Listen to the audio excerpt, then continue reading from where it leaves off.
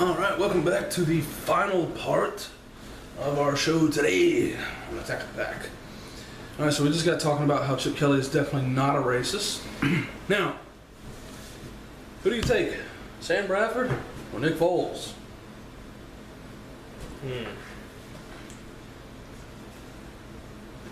I think Bradford's a better overall quarterback, but you gotta wonder after two ACL injuries. He's no Adrian Peterson. Nobody's an Adrian Peterson. I hope not. Foles is a serviceable. He can be a game manager. I think Bradford has the more ability. Be Pro Bowl-ish. Yeah, I like Bradford too, especially since they're pairing him with his college halfback in DeMarco Murray. They went to a national title together, and who knows, maybe they go to a Super Bowl together. That'd be interesting. Also be interesting if there's no need for them to, but it'd be interesting if they picked up Jermaine Gresham. Since he played with them as well. Yeah, I mean, if all is equal and they're both healthy, I'd take Bradford hands down, but that's something you got to worry about. All right. How do you feel about the Jimmy Graham for Max Unger in a first-round pick? Strange. Jimmy Graham's a great asset to have. True. Yeah, just like we mentioned earlier, it's hard to. You can't understand what the Saints are doing.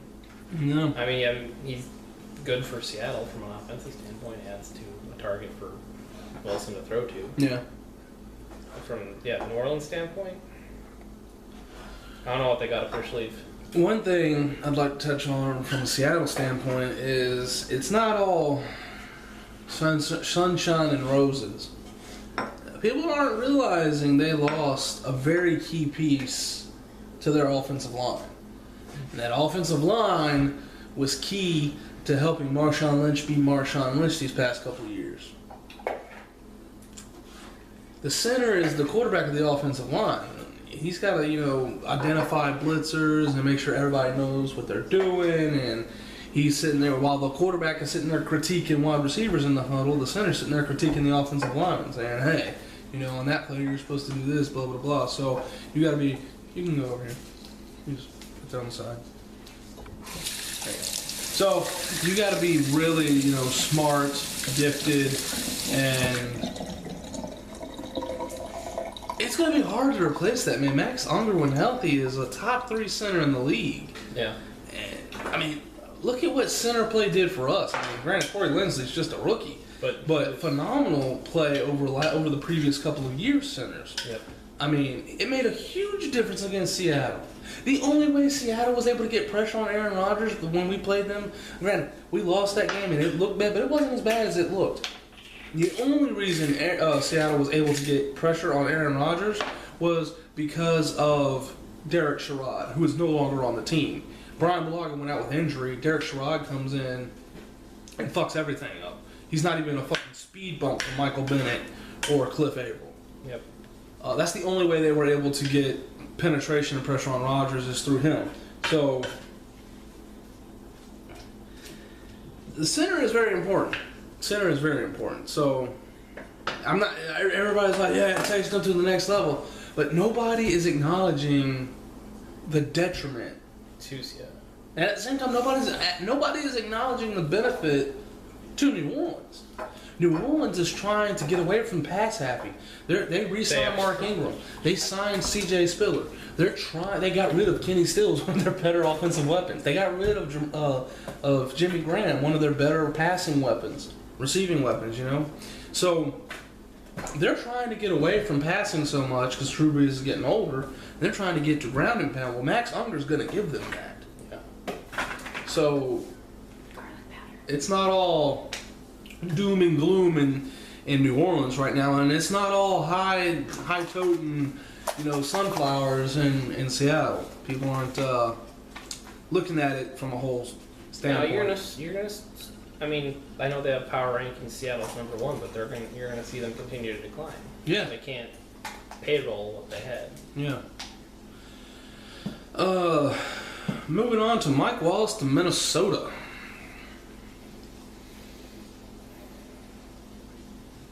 I hope they're not looking for a home run hitter there. Or a game changer.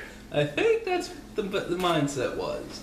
They have not to take away from Mike Wallace. He's a good receiver, but He wasn't in Miami. he's not going to be a game changer for the Vikings. Let's see. We don't even know how Teddy Bridgewater is at throwing the deep ball because he didn't have anybody capable of going deep and getting open last year. I mean, Greg Jennings was slow-ass Greg Jennings. You know, Charles Johnson was their best receiver, and they signed him off the Browns practice squad. So, I don't know how that's going to play out. Kenny Stills was traded to Miami for Darnell Ellerby, the guy that they went out in free agency. The same time they went out for Mike Wallace, they went out and got Darnell Ellerby. So, what do you feel about that one? I don't know. I never really watched Ellerby much. I mean, I know still good receiver. Ellerby played a little bit in that Super Bowl with the Ravens. And that's when he cashed in free agency and went down to Miami. He was supposed to be the heir apparent. Ray Lewis was supposed to be. But then they replaced that with C.J. Mosley, so I think the Ravens won on that front.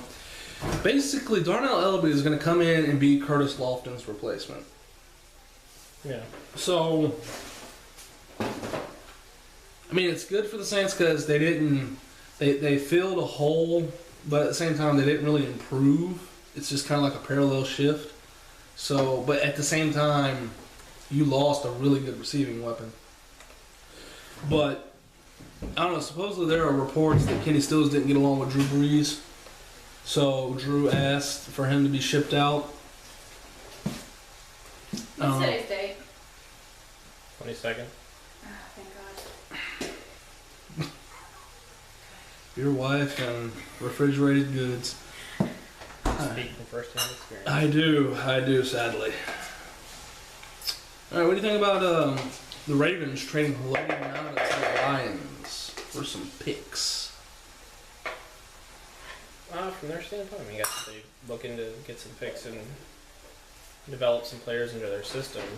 That works. I think for the Lions, it's a good pickup. Lions fans are all screaming because they lost Sue unfairly. Yeah. I think Nada fills the void enough to suffice. Mm-hmm. I mean, he's a solid player. I think it fills the hole. I mean, granted, you can't fill the hole completely of losing. That's 600 pounds of man meat. That's a big ass hole to fill. That's 600 pounds of hand stomping, crotch kicking, German suplexing. I think it's pretty good for both because, like you said, the Lions, they get a reliable player that's going to be a good locker room presence, can help develop anybody they draft, can help Ezekiel Ansah, somebody they drafted recently, on that defensive line. But I think it's great for the Ravens. Now, a lot of people might be scratching their head saying, why are you saying that? There were reports that the Ravens were going to cut Nada because they couldn't take his cap hit. Anytime you're going to cut a player, but then you can turn it around and get something back for that player, that is a win. I don't care if the player's Aaron Rodgers. If you're going to cut Aaron Rodgers next week, but you can trade him away and get something in return, that is a win. Yeah. And lastly, as you said, the power rankings have come out and everybody's donning the Seahawks as the best team in the NFL since they got Jimmy Graham. I'm just going to come out and say they weren't even the best fucking team in the playoffs last year. All right, they were not the best team in the NFC last year. They were about the 4th or 5th best team. If Dallas plays them, Dallas already beat them in the regular season. I'm pretty sure Dallas would have beat them again, or at least had an opportunity to beat them. We should have beat them. It literally took an act of God for the Seahawks to win. Everything that had to go right in that last 5 minutes for them to even be in a position to go to overtime. It was an act of God. Not to mention the catch that put them in position to even be in the Super Bowl. that ridiculous. The cornerback comes up. Butler makes a fantastic play on the ball, and it just so happens to pop up and land right in the receiver's hands as he's laying on the ground. Are you kidding me? You cannot count on an act of God. That is not always going to happen. This week's Pound the Table segment. NFL, quit dick riding the Seahawks. They are not that good. They were not the best team in the NFL last year. They weren't even the best Seahawks team in recent years. The year they won the Super Bowl, they were a much better team.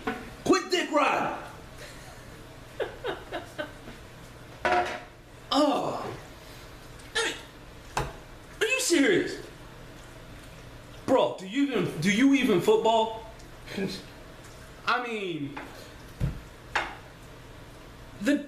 the sheer luck it took for them to even be in position against the Patriots, for them to win against the Packers. I mean, they got to the playoffs, or they got through the playoffs by beating a Carolina team that had no offense and a depleted defense, which that team got through the playoffs beating a Cardinals team without a quarterback. Yeah. I mean, the quality of teams honestly, I would argue it was Green Bay, Dallas, probably Detroit, as much as I hate to say that, and then the Seahawks. You know, I think Detroit would have matched up well against Seattle. Yeah. Calvin Johnson, Golden Tate, the tight ends, Ebron, and they couldn't do shit. And if it wasn't for so many numerous stupid mistakes, they wouldn't have even been close to in that game against Green Bay. The Brian Bostic, I don't want to do my job. The Ha-Ha Clinton Dix, I'm going to stare at the ball as it hangs in the air and eventually falls into the tight end's hands. The Aaron Rodgers, I have Devontae Adams being blanketed by Richard Sherman, but I'm going to throw it to him anyway. Fuck it, what the hell? Picked off in the back of the end zone. The Aaron Rodgers throwing to Jordy Nelson, guess what? I'm really throwing more to the cornerback because Jordy Nelson had to turn into a cornerback to swat the ball away because he was so fucking covered. All right? The Morgan Burnett catching an interception, 5 minutes to go. Oh, I'm just going to fall down like it's 30 seconds to go in the game. Mike McCarthy calling 3 consecutive run plays. Like, dude, did you not realize there were 5 minutes to go in the game? Why are you playing like it's under 2 minutes? And everybody's like, why did McCarthy get the play calling up?